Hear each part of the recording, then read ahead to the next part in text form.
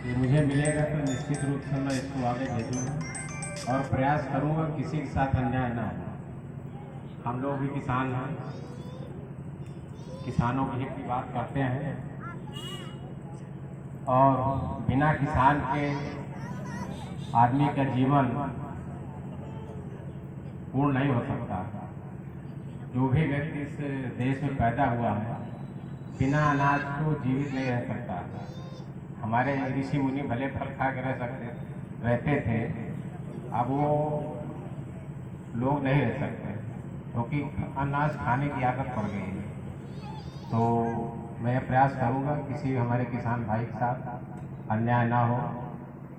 अगर किसी की जमीन जो भी सिस्टम से उसी के अनुसार होगा और जो भी हमें ज्ञापन दिया जाएगा मैं इसको ऊपर भेजूंगा। जय हिंद, जय हिंद।